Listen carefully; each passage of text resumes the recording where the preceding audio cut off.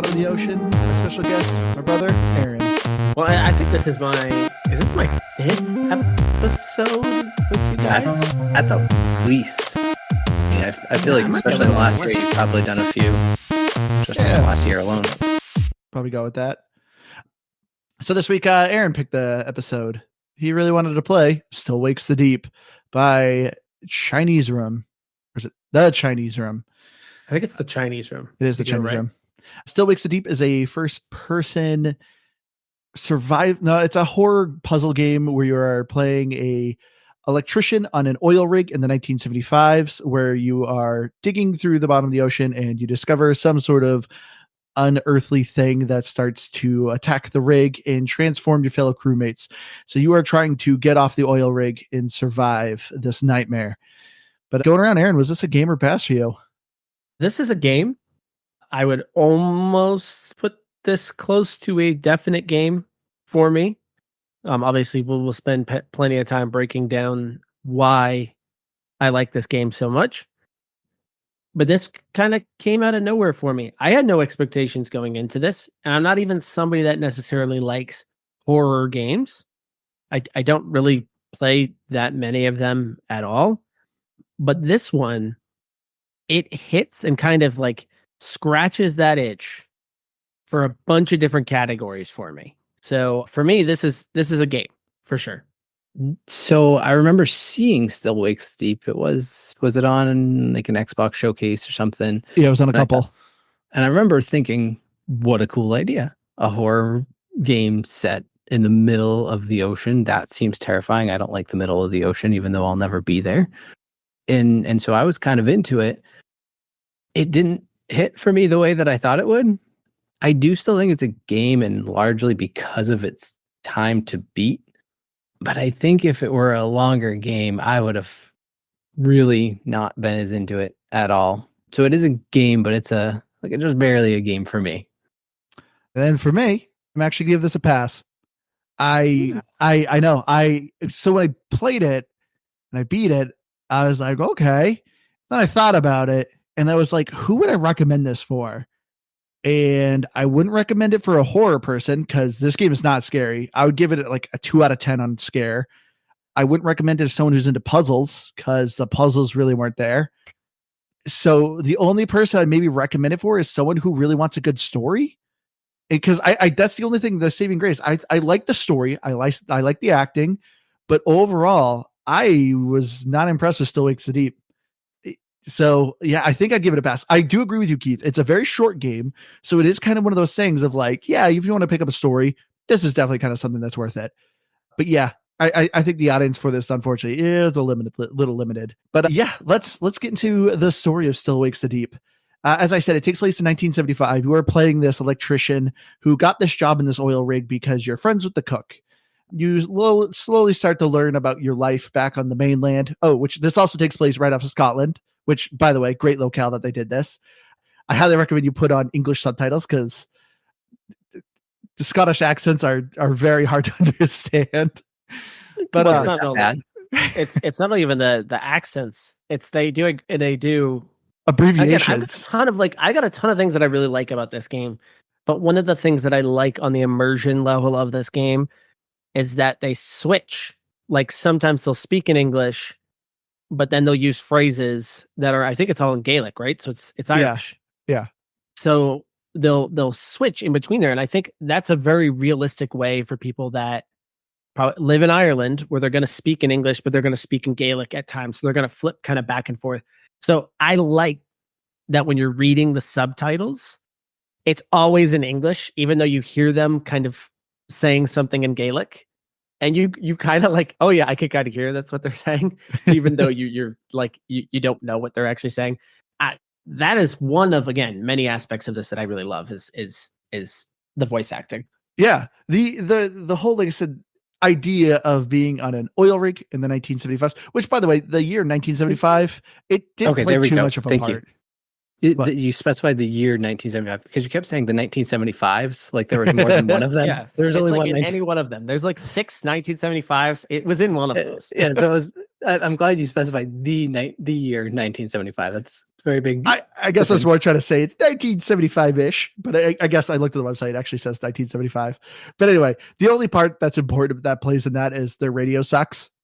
Besides that, like, it's not like the environment looked like the 70s.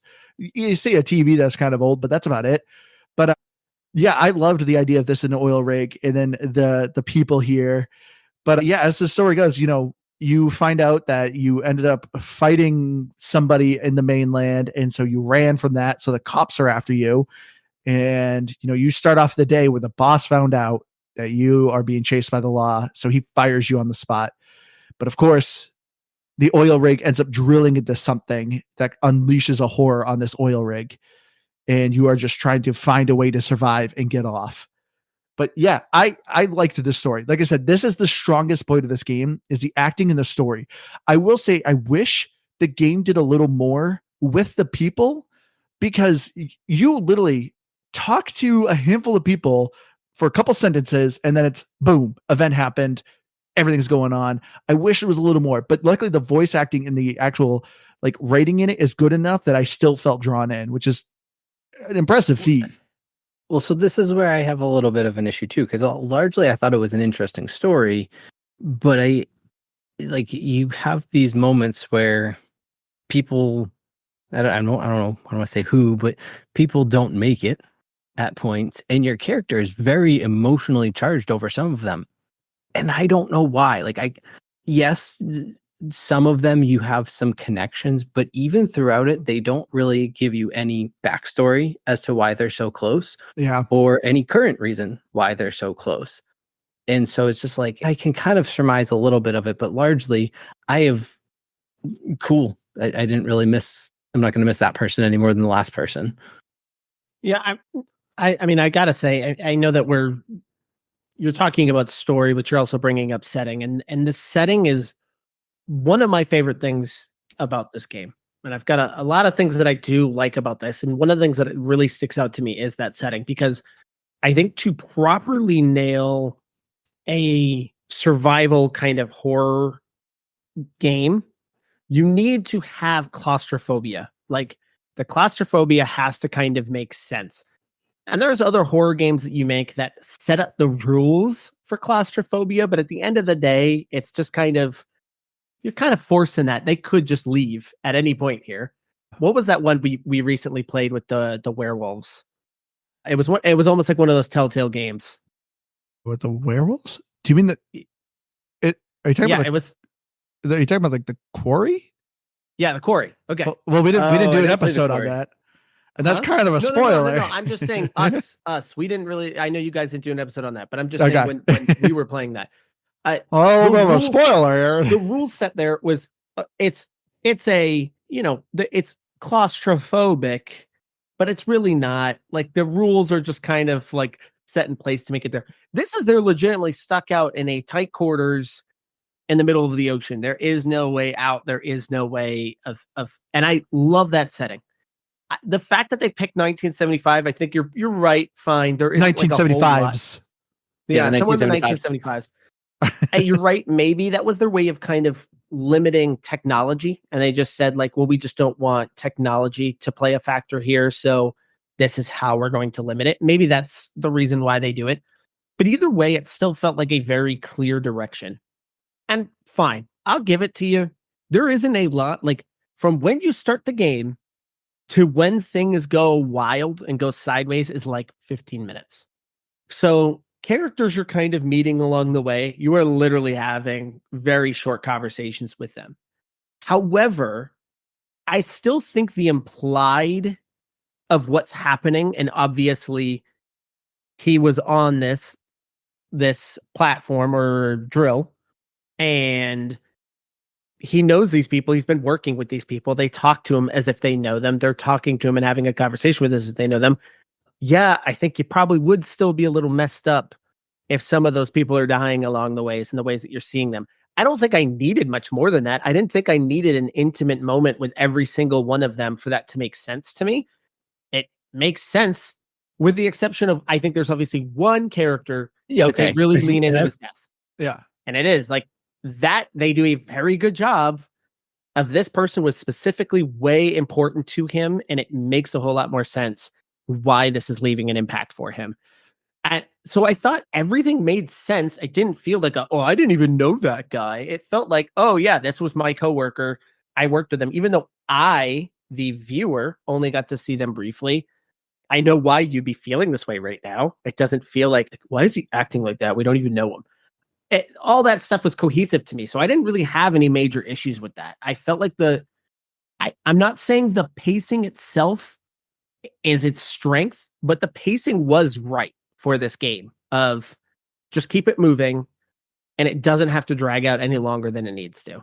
I do agree with that, but I think there's a big difference between cohesion and immersion, because you talked about how you liked the immersion of the language and the subtitles and all that. Part of a video game is if the player sitting in my chair am going to care, it's not because I can kind of understand why. I want to feel why. Otherwise, I don't feel it. And so yes, cohesively, I can see that he's been working with him a couple weeks, mind you. So it's not like these are his best friends. He's just started to know a couple of them a couple weeks. And so, yeah, it's messed up. You watch this person who yesterday was tinkering away on some electrics with you, and now they're dead. But it's not that emotional. And I don't feel that because I didn't engage in any of that. I just have to put it together. I have two retorts to that. I have two reasons why I actually think this job does a better handle on that. One, the person you really do ultimately side with and care for is the main character. It obviously gives you flashback sequences. You learn more about him as you go along. So that is your primary focus. But number two is a very unique thing to the monster, which is, again, one of the many things that I love about this is the monster. It's clearly inflicting people with emotional pain along with physical pain, because everybody that's inflicted by this monster talks specifically about something they're seeing or some type of anguish that's being caused to them. I think it's a very unique way of getting you to care a little bit more. Instead of them being mindless zombie, they're saying things. They're talking about things as they are in pain. And I think that that's actually really good. And in fact, at the end of the game, it's specifically revealed to you with another dying character. What do you see when you get close to it? And I thought, again, it was an interesting take and a unique idea of this monster where they are themselves. They are their person, but a mutated version of it. I like that. So I think that there is actually more to it than just random person, now zombie. There's a little bit more tied into it. Again, that's, I think, a draw for me. Well, one thing that really irritated me about also too with not being able to connect with these characters, 90% of these characters, I'd say 98% of these characters, you don't see die. They die off screen or you hear screaming. I don't know who they are. Obviously I kind of figured they're dying because they're screaming and saying like, get it off me. But I feel like that kind of stunk too of like, I want to kind of understand more of this horror that is going on by seeing this horror. Instead, it's just, you just hear in a closed door, someone screaming, or you're getting a phone call being like, there's something here. And then the phone call hangs up. And it's just like, okay. I like if I had more visual of who these people are, because even the few people you do see usually get ripped away and like disappear in a fog kind of thing. And it's just like, okay, well, they're dead, but I don't get the weight of it. But you also see a lot of after effects. But yeah, but those, and a lot of them don't speak. They're just morphs. Like they are a blob of just flesh. To me, the fact that things are happening off screen adds to the tension. To me, that's the added level of horror, is you hear the horrible thing happening to the person like right outside your door. There was one moment where you walk up to a door and you hear a guy, he's like in the bathroom. Yeah, and there's a bright light. Yeah, and he's clearly being killed in there. Do I really need to see that? I would like at least one. I would like at least one to kind of understand what's going on. Like but you see a lot of after effects, or you see people that are currently. I was gonna say it does seem like it's some sort of like a parasite, because it's like you see a couple people that are almost like early on in the affliction. There's one guy in particular you come up to and you actually talk to him for a moment. I don't think he's really there, but you do kind of talk to him, and then it attacks you. So I like there's a process involved in it, like progressing to the point where all of a sudden you have like the boss guy who, not to jump too far ahead in the graphics, it was the one point that they took that graphic blob and I thought made it really cool when he's chasing you and it's just his face. Yeah. But that's like, other than that, I think, yeah, I don't know. I didn't need to see it happen, I guess, but it still is just all very, like, it's not very scary. I think that you're 100% right that setting this in the middle of an oil rig, in the middle of the ocean in the 70s, where you don't have all this technology and communication, great claustrophobia to a horror game. But then there's tons of hiding spots. Yeah. I used like 4 of them total, and most of them it was just like little crawl spaces. I never actively used one of the lockers or true hiding spots. Yeah, you didn't have to. You were safe in the little crawl spaces. At most, my biggest fear was a little bit of like tension and anxiety on the chase scenes, and typically it was on my 3rd try when I hadn't made it, and I was starting to get a little bit frustrated more than I was anxious.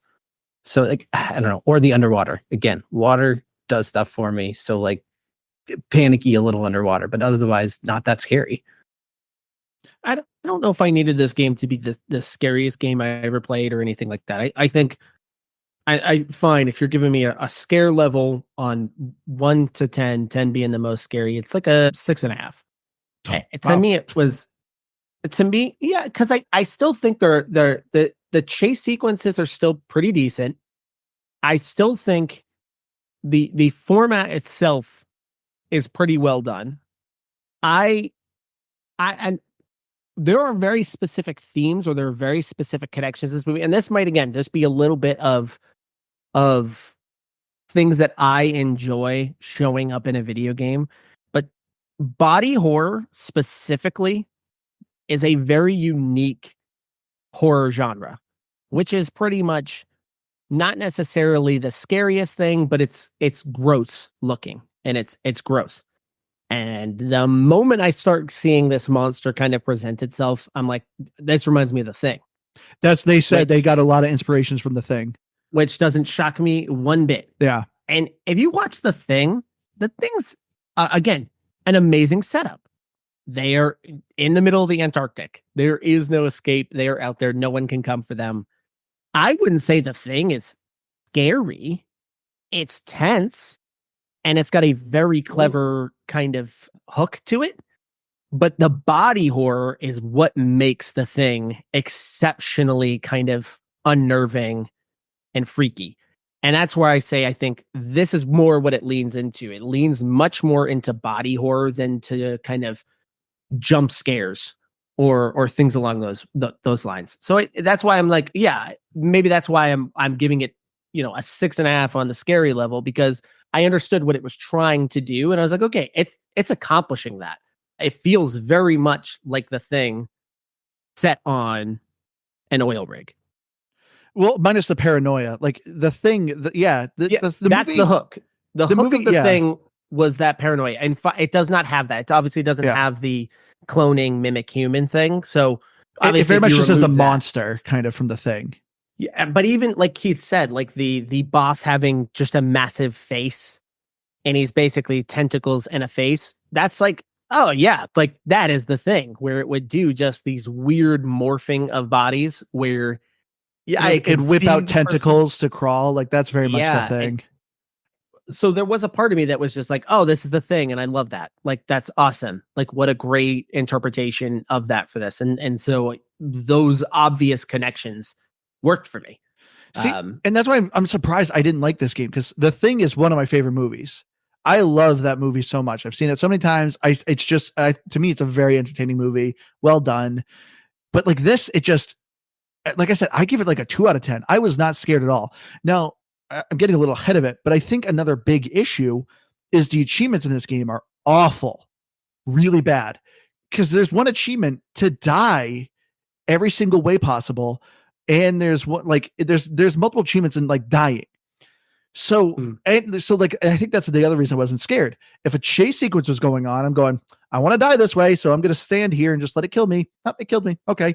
That progressed my achievement. Okay. And I think that so kind for of, you, it's an achievement thing. I don't it even was. look at the. See, I do. So this is where you and I kind of differ.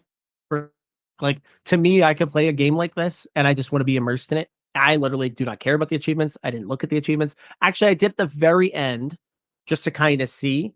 And I saw a thing about collectibles. I didn't see a single collectible in the entire game. Not a single one. They're only like really at the beginning, and that's it. We'll get more into the achievements, but I will say that's probably what kind of threw me off the immersion. Because as Keith said, like Keith gets a little scared with like the drowning, but I knew there's achievement for it. So I'm like, I'm just going to sit here and wait to drown. And it takes like 20 minutes to drown. So I was like, okay. That's way too long. Yeah. So I was like, this is easy to avoid. So I was like, okay. But for what it's worth, I like that part when I'm like actually just saying like, all right, I can like separate myself being underwater. There's I think 2 in particular, but one that actually gave me a little bit of just a struggle to figure out where to go, where even with my flashlight on, it is like pitch black under the water. And I know I'm underwater and I'm like struggling to get there.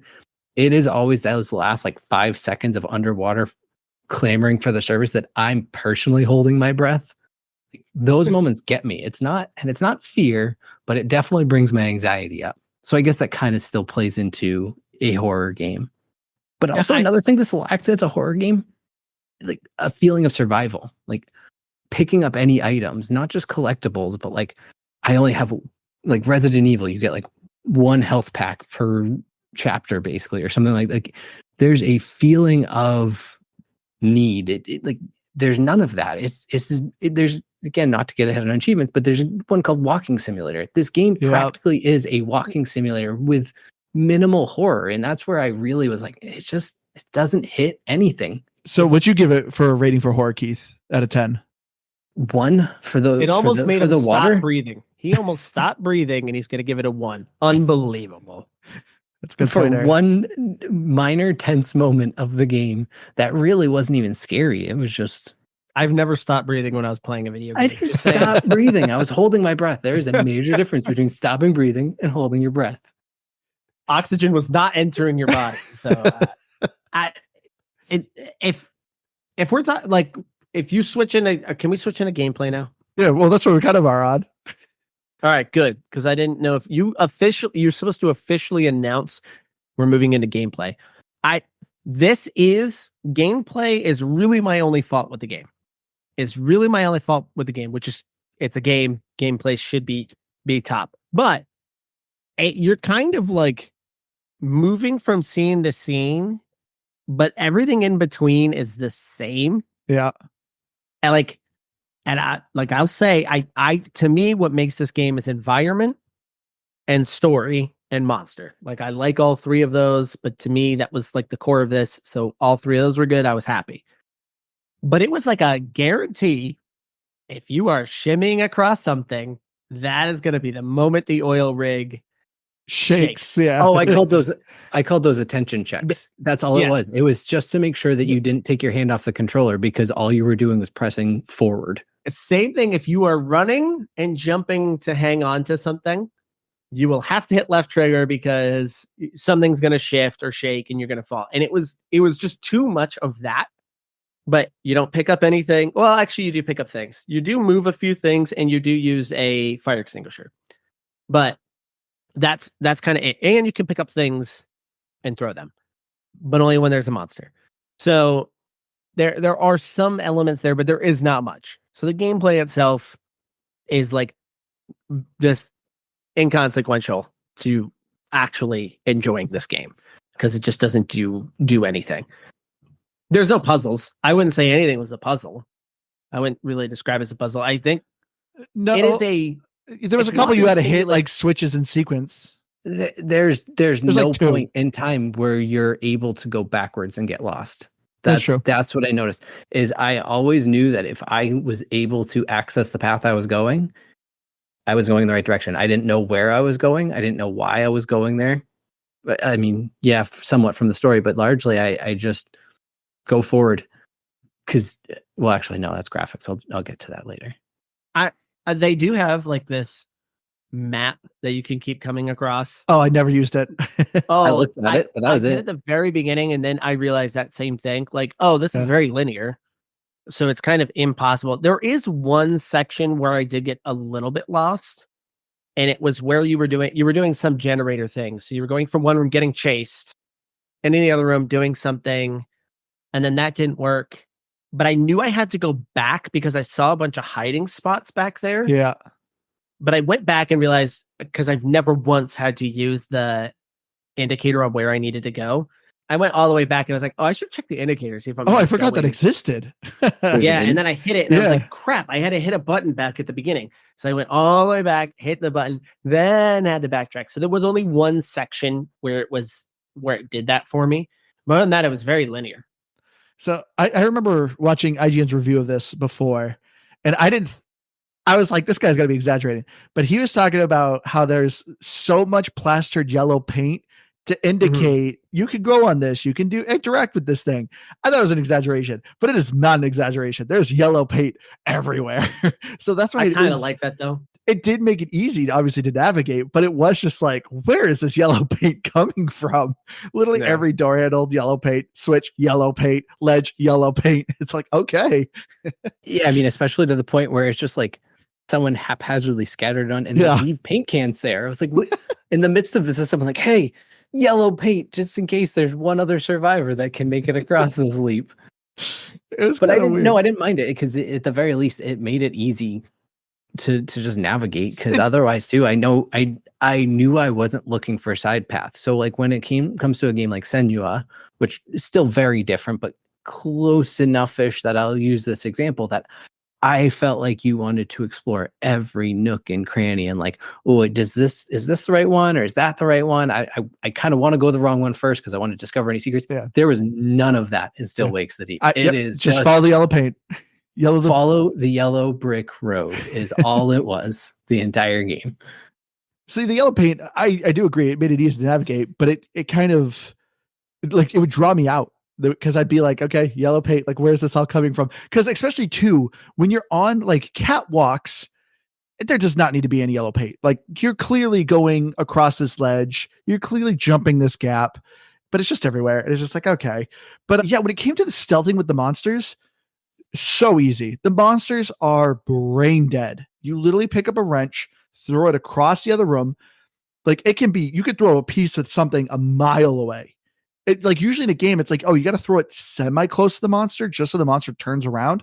No. I think you get to hit him with it. Yeah, you whip that thing a mile away, and that monster will hear it and just go all the way over there and stare at it for a good 5 seconds, and then I could just easily sneak by. So the monsters just were never scary because you could hide in a crawl space and you're perfectly safe. I'm literally throwing things at the monster. It's looking at me, but it can't touch me for whatever reason because I'm in a crawl space. It was weird. There's like, we forever, and not just us, but everyone will joke about, the knee-high brick wall that your Call of Duty warrior can't jump over, and all these things. By golly, this game is such an offender of it. Yeah. The amount of times it's like, oh my god, you need to run over to the other rig, take a helicopter, come back here and do all this. But literally there's a box that is up to my chest.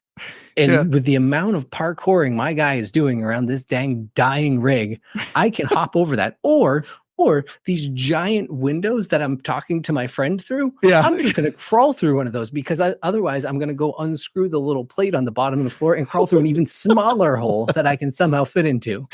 I get it.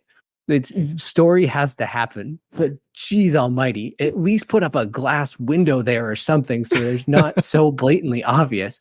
Put something blocking a door so the door can't open. That makes sense. I don't care then if it's just a brick or knee-high wall. It's blocking the door. They should have made a joke continuously, but like, that's an OSHA violation. You can't do that. You can't do that. That's against OSHA. OSHA didn't happen in the 1975s, Andrew. Oh, that's true. You had to get to at least the 1982s for that. That's why they did that. Then when they made the game, they changed it last week to 1975 because they realized this game isn't up to code. Get rid of it. They realized that would be a critique. But yeah, so this is, I kind of also compare this to Hellblade: Senua's Saga as well, because like, to me, yeah, Hellblade: Senua's Saga kind of lacked in gameplay because it focused more on story. This game I felt like was trying to add more gameplay, and I wish they went the Hellblade route. I would have much preferred this to be maybe more of a walking simulator and give me more of that story that drove me through this, and I understood the characters and the stuff that's going on. Instead, it was a lot of going from point A to point B to point C to point D to point E, like just because of course this thing is everything's going on in this rig. Now you gotta have the rig float. Now you gotta have to do this. Now you gotta do this. Hold on. Let's use that argument. Let's play that argument. Let's say Senua's Saga had more gameplay to it. Is that suddenly a worse game because of it? I'd say yes. I like the shortness of Hellblade because I felt like it was meant to be a ride and it was a vessel to steer you to understand the story and the conflict that's going on with this character.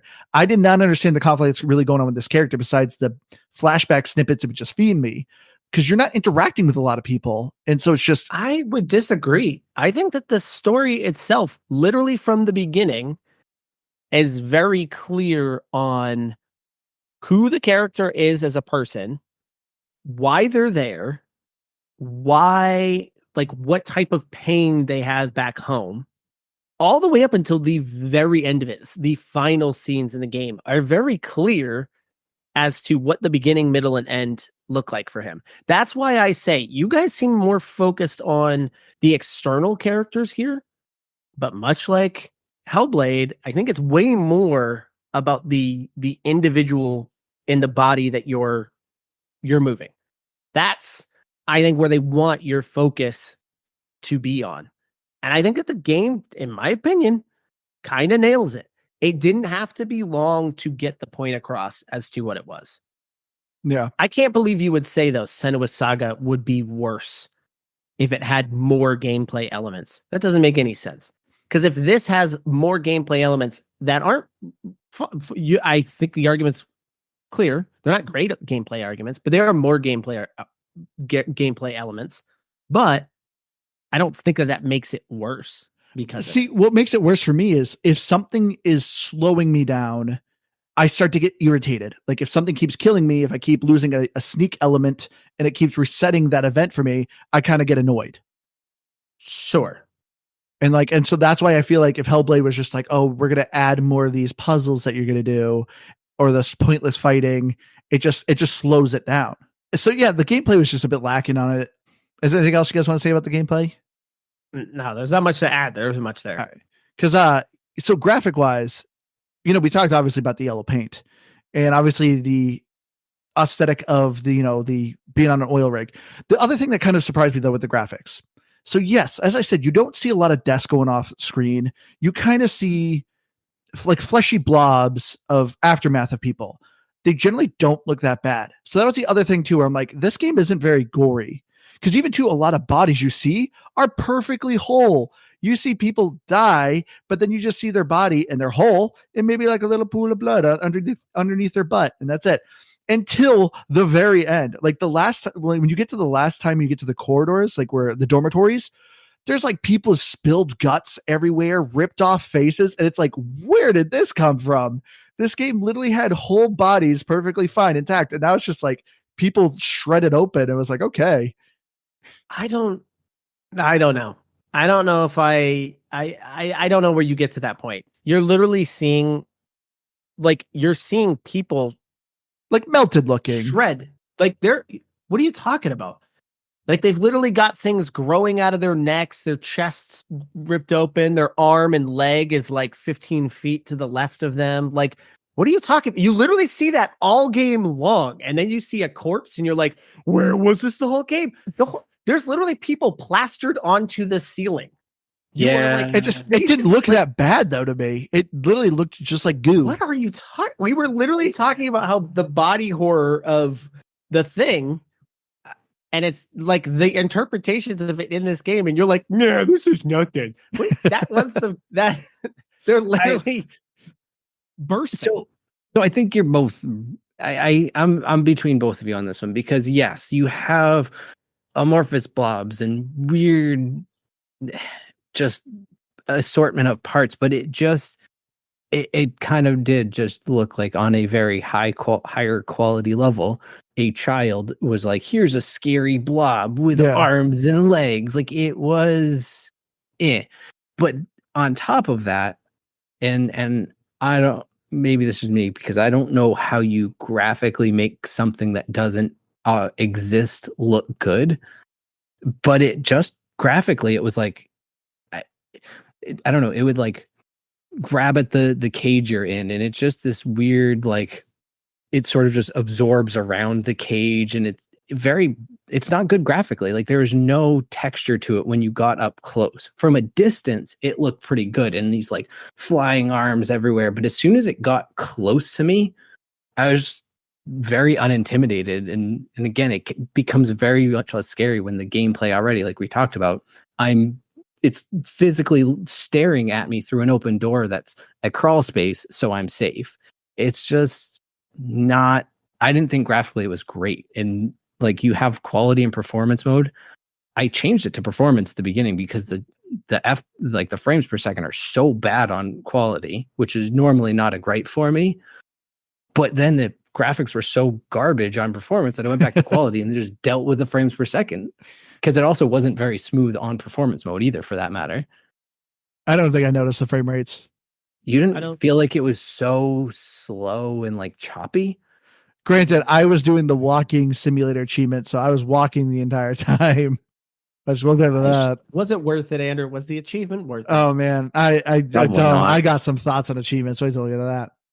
I thought graphically the game was fine, not bad. There were like certain things that were like, oh, that was really cool, and then a lot of just Like I thought the details in some of the rooms were really cool. Yeah. If you actually stopped and looked at them, they actually did put a lot of items in the room that I thought were really, really detailed, and I really liked that. I also liked the view of the kind of monster thing that's breaking through the ship. Yeah, and it's progressively growing. It pulsated. Yeah. I liked the colors to it. Even when we talked about earlier on the episode, when he's kind of looking into that window and it's just that color, the shimmering light. Like I thought there were some elements where I was like, oh, that's graphically really cool. And it seems really cohesive to what they were trying to build here. But again, that you're also on a ship that's mostly just kind of metal and barrels and boxes and a lot of stuff to look at. Some of the ocean stuff was also pretty decent, but we've seen some amazing water in other games. So it's not like the best looking water. But I feel like the past like 5 games we keep mentioning the water. Ocean water was fine, but fine. The water that you're in is just, I think it's supposed to be oily. It is. I thought it was a nice touch, yeah. But I don't know. I thought it still just looked like nothing. And it just, there was no texture to it, I guess. I don't know. It didn't do anything for me still. This reminds me real quick. Another thing I kind of enjoyed about the story. I enjoyed your character's reactions of someone being like, hey, you go into that room and do the thing. And your guy goes, F you go in there. And I was like, okay, that's kind of nice in a game where the person suggested to split up and your guy's like, no, I've been dealing with this. But of course they always come up with a good point. Like, hey, do you know how to operate the crane? Cause I do. So you need to do that thing. And he's like, fine. But at least I appreciated that they gave you a reason, that it wasn't like you had to do it. Like everyone had a job. So it made sense that you had to be sort of the savior. Yeah. And actually at one point, one of the guys is like, hey, seriously, like none of us would be left if it weren't for you. So like, thank you. Oh, okay. Yeah. You're not just a whiny NPC. Yeah. So I did like that touch though. But yeah, going to the voice acting though, like I said at the beginning, the voice acting in this game is actually really good. The accents sound incredibly authentic because I feel like Scottish accent is probably the hardest to imitate. But so these have to be authentic. Yeah. But yeah, it's great. Like I said, the few moments, like you obviously are interacting with these characters a lot, but I was feeling the conveyed emotion, especially near the end, and it's just getting more bleak. And you're just hearing these characters talk. Like it was hitting me a little bit too, which is surprising because, as we said, you don't get a lot of backstory with these characters. You find out one of them had a kid, and you're like, I don't know about that until that moment. But I really like the acting in this game. Oh my gosh! I feel like I said that at the very beginning, where I said they did a good job of actually making these characters human. Yes, and that's where the draw is. But go ahead, Keith. going back to the graphics, and I took a screen capture of this because you just want to talk about really kind of taking away from the moment as that character is dying, and you're having this heart to heart with them about the end of the game. Every time they turn, their hair disappears, and you have this weird, they look scalped, and then they turn back a different angle, and then their hair pops back in, and it's like, it's just No, that was the so- monster. That was the monster doing it. Well, no, because at first I literally, when I first thought, I was like, oh, geez, this is graphic. Like, she got scalped in the process of this. No, she just, the graphics couldn't keep her hair on screen the entire time. And it's just little moments like that where, I don't know, apparently for once, I'm the hypercritical one noticing these things, but it's just like, it's a big, heavy moment. And I'm sitting here staring at it. Because it was hard to see through my tears. So that's how I missed it. Tears of emotion and fear. Man, yeah, you're too busy hiding your eyes away from the leg that was just glued to a wall somewhere. It was scary. But yeah, besides the voice acting though, I didn't think the audio was. I thought it was a little disappointing. I was expecting more ambient noises of things crawling in vents, kind of like how Dead Space did. Like if you ever played that, like you're always hearing skittering around you, and it's making you like turn around and be like, whoa, what was that? I just heard something go by me. There's really not a lot of it. It does a good creaking and moaning of, being on an oil rig, but I just wanted more of that tension of like, there are things in the wall, like you got to be careful. And I just never felt that. But they weren't in the wall. They were either in your coworkers or they weren't. Like there was no monsters that were just popping out on you. It was either a big one or it wasn't one. And so that's why I didn't feel like I needed those sound effects, but I wanted more of the like, holy crap, as things are falling apart more, like really make it sound like this rig is about to just crumble. Because you get to points where that thing is just destroyed. And I feel like you get nothing more than like some little creaks and moans here and there. Yeah, I mean, you obviously have that fight scene or the early scene when you meet your boss when he's been transformed into a monster and he's chasing you down. Spoiler alert, Joyce. Oh, I don't know if that's a spoiler, is it? No, I mean, not really. you're all stuck on a Game's rig. like and 3 turn hours into long. monsters. Yeah, that's what's gonna happen. So, but like that sequence, you can hear him above you and through different walls as you're trying to like run away through these tight corridors. So there were certain ones where it's like, oh yeah, that's kind of cool. But again, as far as it goes, from when you're going from point A to point B, like as long as a monster has not been presented to you, yes, you're not going to have anything like that. You definitely hear people screaming all over the place. Yeah. A little. But that's the kind of full extent of what you get for sounds. Again, it wasn't like a huge detractor for me. See, but like, yes, you're right, Keith, where there isn't actual things skittering around you. But this game is so short that I feel like it could at least played with you enough to have you think there's something behind you until you finally realize there wasn't. Because yeah, you're looking at like 4.5 to 5 hours to beat this game. It's very short. So it would have been nice to just had more of that ambient noise of just like creatures around you.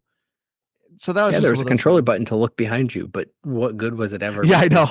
I think I did that when once. you're being chased, and then it was a nuisance because then you're running into a wall and getting captured. So didn't use that ever. Yeah, I literally did it once. Then I was just like, okay. Same with leaning. You can lean around corridors. Well, I didn't even know that until I looked at the achievements after I beat the game. Yeah, I guess I could lean. Yeah, which is, and it's surprising. So the Chinese room, they did Amnesia, Machine of Pigs, which is a very scary game. The Amnesia series is very good. And so that's why it's kind of surprising that like, in like those elements of turning around and peeking around corners and playing with a monster was so more prevalent in the Amnesia series. In this one, like I said, it was so easy to just huck a wrench a mile away and the monster just runs away and it's like, cool, I'm good. But the biggest horror of this game though is the achievements. Let's get into that. This game's achievements are hot dog trash. Oh my God, I hated this game's achievements. Again, I really did not even look at them. Like I got achievements as I went along, and there were a couple times where I died that an achievement would pop up, but other than that, I had no clue what the achievements were in this game. Yeah. So, like, these achievements are bad. One of the most famous, I feel like, achievement people is Macca Guides. He even did a video saying, ladies and gentlemen, I present to you the worst achievement ever. And it was the walking simulator one. The walking simulator is to sprint no more than 10 minutes total in this game. So it's a game that's telling you, hey, just walk real slow the entire time. That's how you get the achievement. Like, that sucks. Like, that's just not fun. And then like I said, there's achievements to die. So that's why I lost a lot of my fear, was to just keep dying on various ways because I'm going to get this achievement. But the worst crime in this game, there's an achievement called Good with Lucky, which is the abbreviation for electricity. And that is to operate all the electrical devices. So turn on a heater, turn on a TV, turn on a radio. That's worth 24 gamer score. Then there's another achievement called Bad with Lucky. And that is to die by electricity. There's 6 moments in the game where there's electricity sparking, and you have to die from each single one of them. It's worth 1 gamer score. Like, so you have to get both those achievements. And the Bad with Lucky is very hard to do. The Good with Lucky you can do easily. You can do that like within the second level. But the fact that there's an achievement, like, why didn't they make it 20 and 20 or in 5 gamer score? No, they made 24 and the other one 1. What was that? Come on. Or you can just be like me and just get neither of them. If you were basically, I got neither of them because I didn't want to risk it. Yeah, I think I think at the end of the day, if you were an achievement hunter, this is not your game. Like, do not do it. Well, it's quick. It's easy to get them, but be careful. You might have to commit. Yeah. There was another achievement that really sucks. Oh yeah, there's one to throw 50 objects. I mean, that was easy to do, of like 50 different objects, but that was just work. I literally just had to keep picking up things and just hucking them around. And I was just like, okay, whatever. Like, I just got to do this. Oh, but this is another good thing with there's an achievement to play the game in Scottish Gaelic. So it does the subtitles. A cool feature, but not really necessary. But yeah, I did it and I was just like, okay, I'm not doing it again. I'm not playing this game again to get that achievement. So the achievements are just kind of a crime. I was curious though, because it only says complete the game. I was going to try and turn it on before the end, but it doesn't let you do it when you're in the final round or final checkpoint. So I'm wondering if you turned it on like 1 or 2 checkpoints earlier, if it might proc it. But either way, yeah, I chose not to do that because it just seemed like more of a nuisance than anything. And yeah, the other thing that bothered me just about the achievements is these types of games like Senua, you could go back and do like chapter select. There's no chapter select. So yes, this is a short game, but to clean up a handful of little achievements in a game that I just kind of went through the motions on to begin with didn't seem worth it to me. So I wasn't going to do that. Yeah. But let's get our final thoughts here. For me, like I said, this game, it's kind of a hard to suggest who it's for. I wouldn't say it's for a puzzle fan. I wouldn't say it's for a horror fan. If you're looking for a good story, I will say it's a good story and good environment. It's, it's on Game Pass, obviously. It's worth your time. It's only 4.5 hours, but it's just, don't go expecting an amazing experience. By the end of it, I liked the ending of it. I thought the whole story of it was good, but just gameplay of it and the achievements, it was like, I'm like Keith, where I just kind of went through the motions of it. It ended up being a little bit of work, which is sad. I was really looking forward to this game, and it was just for me. I'm gonna give it a 75. We're gonna send Aaron to go last. I'm fine. All right. I'll go because I'm just a guest. So as when Aaron says he doesn't know who to recommend a game to, you'd recommend it to a person like me. I do not play a lot of horror games. I don't necessarily care for a lot of horror games, but I care a lot about setting and I care a lot about story. And I think that this game nails it in all of that. If you are a fan of the thing and appreciate the thing, then you will 100% get this game and it will work for you. Another thing that this game kind of remind me from, and I don't want to necessarily ruin the end, but there's a very nihilistic tone to this game. There's very much all hope is lost. There is no hope. All the way really through the game up towards the end of the game. And in a lot of ways, it reminded me just kind of in kind of theme to the game Inside. Do you remember Inside? Yeah. Side scroller. Yeah. Which just had this bonkers ending to that game. But it was just this very dark game that also kind of felt like it wanted to be hopeful at the same time. So it kind of gives you this weird tone by the end of it. And this had a very similar feel to it as well.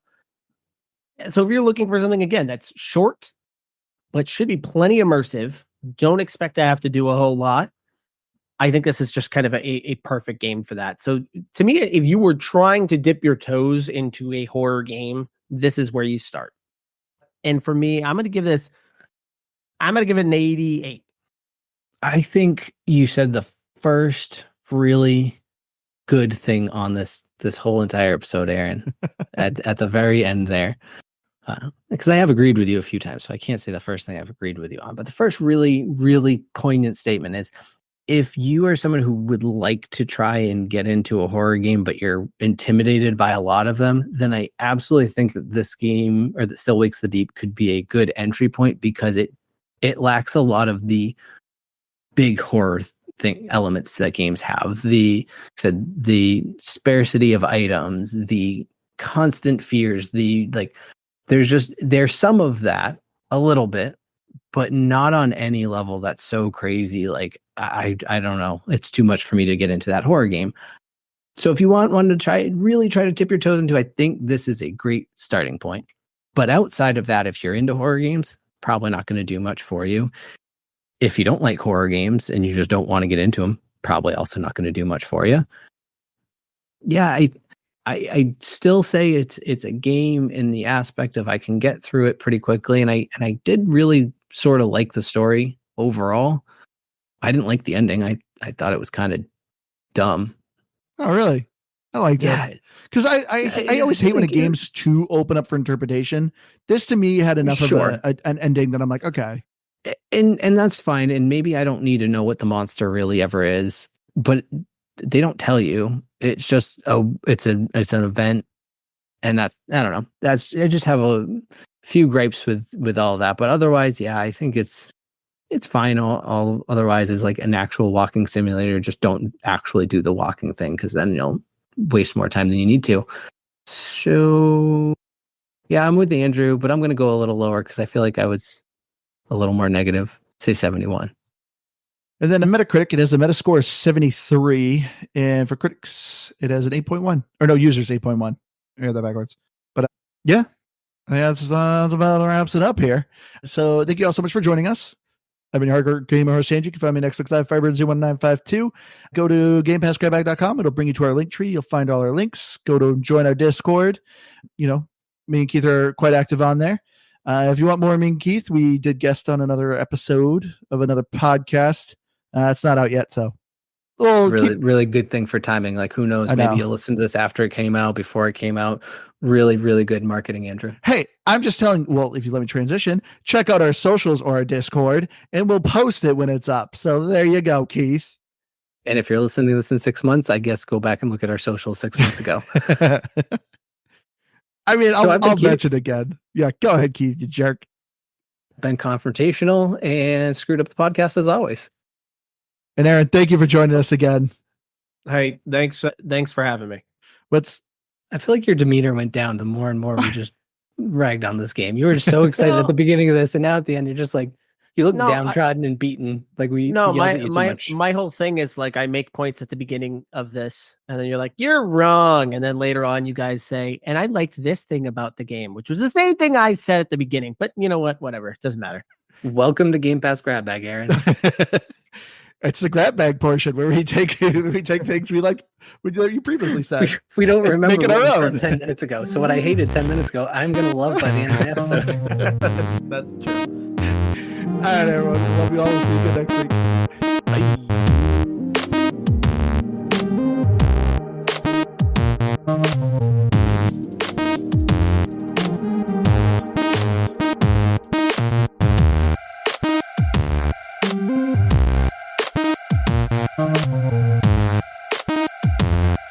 Bye.